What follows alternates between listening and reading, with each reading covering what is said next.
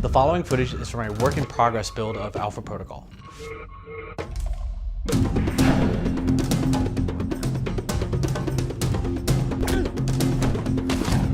Hey everybody, this is Matthew Rory, a producer at Obsidian Entertainment, creators of Alpha Protocol. Alpha Protocol is a modern-day spy RPG that starts you off as a green field agent codenamed Michael Thornton.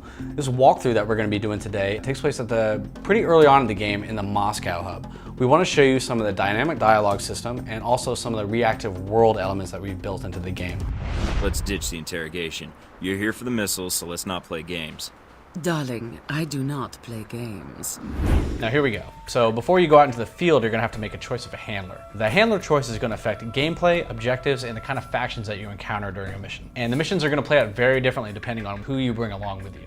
Agent Thornton, I understand you're going after Surkov. Albatross. A little surprised to hear from you. Albatross, one of the possible handlers, is contacting us. Albatross is the leader of the G22 faction, a very mysterious group of information seekers.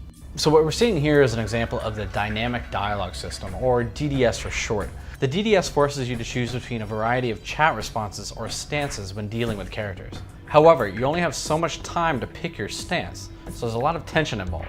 Michael Thornton has three main dialogue options: suave, professional, or aggressive. Sometimes, however, you're going to get a fourth action-based option, the shut them up choice, which will result in shooting somebody in the kneecap or bashing their head into a bar. Fun stuff like that. What Albatross wants to do is have you go to the embassy to find a character named Surkov.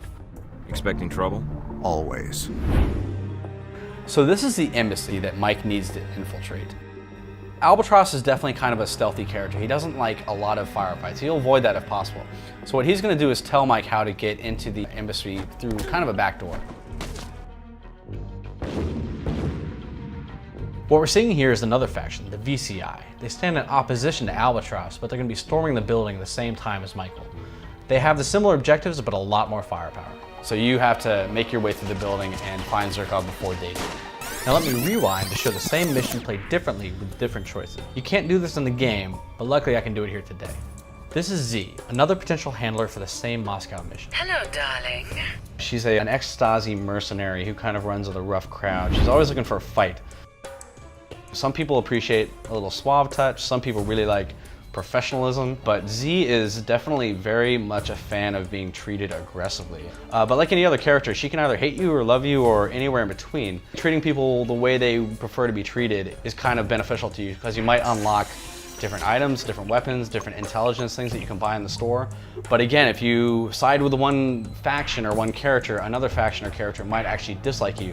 So it's kind of a choice that you have to make between, do I want to deal with the weapons dealer who's going to sell me more weapons, or do I want to piss off the the intelligence service that's going to not sell me intelligence if I actually am friends with the weapons dealer. So it's all kind of this big web of reactive elements that you never entirely have the whole picture of. Okay, back to Z. She's our handler now, and she's a bit more straightforward than Albatross is. Mike is just gonna walk right up and kind of smooth talk the guards to be let in. And if you're wondering, the sneaky path that we took with Albatross is still there.